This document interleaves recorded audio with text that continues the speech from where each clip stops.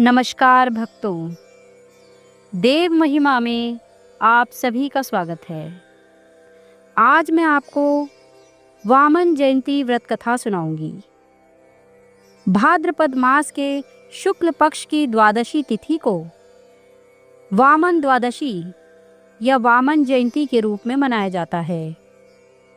प्राचीन धर्म ग्रंथों के अनुसार इसी शुभ तिथि को श्री विष्णु के रूप भगवान वामन का अवतार हुआ था। धार्मिक पुराणों के अनुसार भक्तों को इस दिन व्रत उपवास करके भगवान वामन की स्वर्ण प्रतिमा बनवाकर पंचोपचार सहित पूजा करनी चाहिए।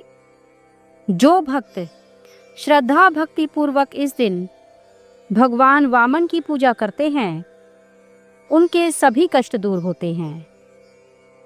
पुराणों के अनुसार देव माता अदिति ने भगवान विष्णु जी की तपस्या की। उनकी तपस्या से प्रसन्न होकर भगवान विष्णु ने उन्हें वरदान दिया कि वे अदिति के पुत्र के रूप में जन्म लेकर देवताओं को राजा बलि के भय से मुक्त करेंगे। एक बार दैत्यराज बलि ने इंद्र को परास्त कर स्वर्ग पर अधिकार कर लिया। पराजित इंद्र की दयनीय स्थिति को देखकर उनकी मां अदिति बहुत दुखी हुई। उन्होंने अपने पुत्र के उद्धार के लिए भगवान विष्णु की आराधना की। इससे प्रसन्न होकर भगवान विष्णु प्रकट होकर बोले, हे देवी, चिंता मत करो, मैं तुम्हारे पुत्र के रूप में जन्म लेकर इंद्र को उसका खोया राज्य दिलाऊंगा। समय आने पर उन्होंने अदिति के गर्भ से वामन के रूप में अवतार लिया। उनके ब्रह्मचारी रूप को देखकर सभी देवता और ऋषि मुनि आनंदित हो उठे। एक दिन उन्हें पता चला कि राजा बलि स्वर्ग पर स्थायी अधिकार जमाने के लिए अश्वमेध यज्ञ करा रहे हैं। यह जानकर वामन वहां पहुंचे। उनके तेज से यज्ञशाला प्रकाशित हो उठी। बलि ने उन्हें एक उत्तम आसन पर बिठाकर उनका सत्कार किया और अंत में उनसे भेंट मांगने के लिए कहा। इस पर वामन चुप रहे, परंतु जब बलि उनके पीछे पड़ गया तो उन्होंने अपने कदमों के बराबर 3 पग भूमि भेंट में मांगी।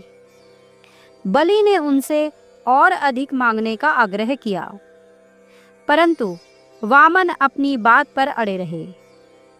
इस पर बलि ने हाथ में जल लेकर 3 पग भूमि देने का संकल्प ले लिया। संकल्प पूरा होते ही वामन का आकार बढ़ने लगा और वे वामन से विराट हो गए। उन्होंने एक पग से पृथ्वी और दूसरे से स्वर्ग को माप लिया। तीसरे पग के लिए बलि ने अपना मस्तक आगे कर दिया। वह बोला, प्रभु, संपत्ति का स्वामी संपत्ति से बड़ा होता है। तीसरा पग मेरे मस्तक पर रख दे। सब कुछ गंवा चुके बलि को अपने वचन से न फिरते देख भगवान वामन प्रसन्न हो गए। उन्होंने ऐसा ही किया और बाद में उसे पाताल का अधिपति बना दिया और देवताओं को उनके भय से मुक्ति दिलाई।